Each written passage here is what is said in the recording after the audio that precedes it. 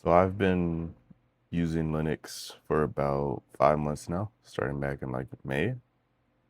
And recently I tested out gaming on Linux Mint.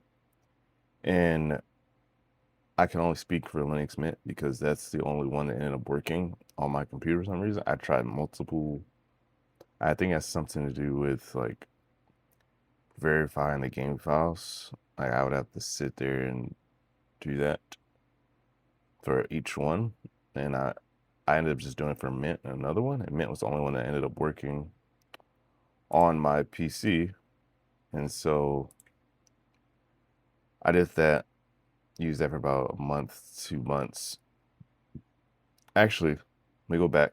So essentially what happened was I had Linux on my laptop, but I wanted to record on my PC.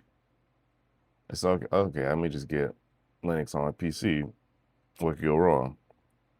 Quite literally everything went wrong. I installed Linux on my PC, and then after that, I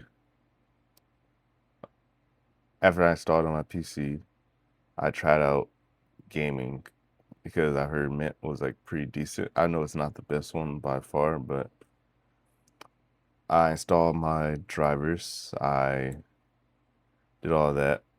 It was like able to load me in properly because the other ones would load. Like I was able to get into the thing, but I wasn't able to properly install the drivers all the way. And so the process would just fail while I was getting into like trying to load the. I'm having a hard time for my words right now. But basically, I'm in Linux Mint. I'm gaming. I install all my games. And one of the first things I noticed is that you can't just load up your games how you would in Windows. You have to download these Proton layers, which is a layer using like Wine, I believe, and it allows you to use that to basically like the games themselves that made that layer. So if you're on Linux, you can smoothly run these games.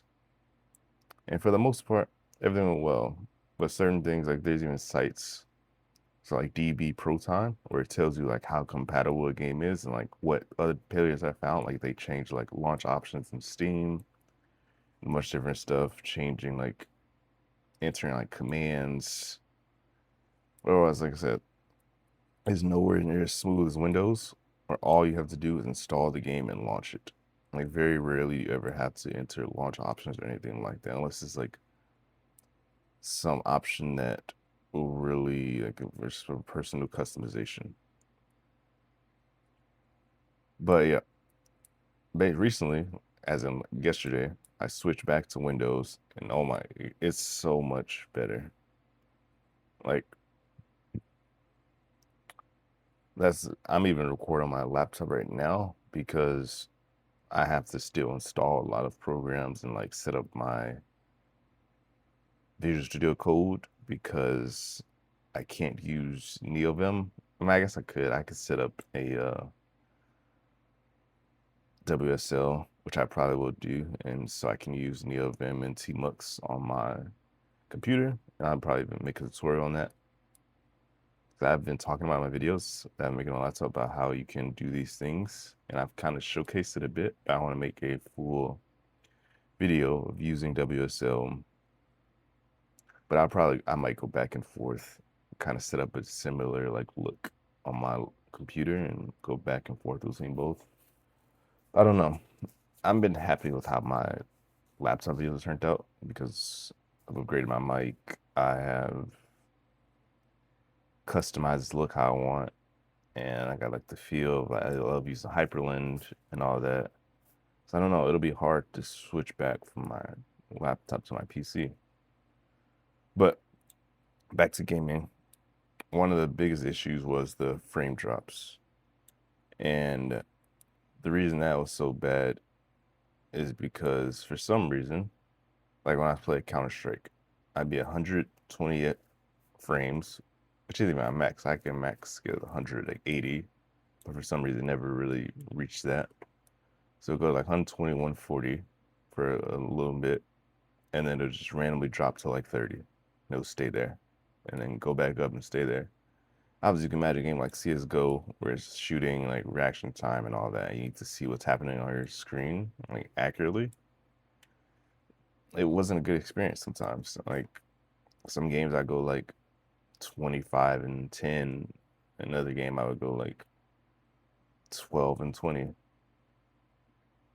And it's like the unfortunate part is it's not even related to my skill because I'm not able to accurately, like, my gameplay changes a lot.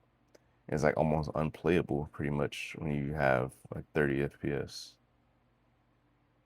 So that was terrible. And then as far as like other things like streaming and stuff, like streaming on Discord and all that, it wasn't the best either because it would just make you lag. Like the game just like started stuttering, and then it just wasn't enjoyable for me streaming it and for people watching the stream. Then I come back to Windows and everything's super smooth, very little lag. Like every now and then I have a stutter or something, but streaming's very smooth. Oh, another big thing, editing. I know this is gaming. I don't know. I might change the title. I might just make it like I try Linux Mint, and now I'm switching back to Windows or something. I don't know. Or maybe I'll just cut a lot of this out. But I thoroughly have been enjoying being back on Windows. Obviously, I'm still gonna make these Linux videos because that's what I love the most. But I wanted to kind of just a quick story about that because I don't know. I like making videos about my experiences and obviously keeping it still relevant to the content that I make. And so that's I'm doing this video. Oh, and don't even try and download mods on Linux. It is a terrible experience. And I said the main reason is because you have to go through so many hoops to do the same thing you could do on Windows. So on Windows, for example, to download pretty much anything, all you need is a .exe. And on Linux, if you don't know, you can't use .exes. You get these tar.gz files, which I'm not even sure what it stands for, but you get those, you have to extract them, and then there's also app images, which actually work pretty well, but not every app has not every web application or whatever has a .app image when you download it.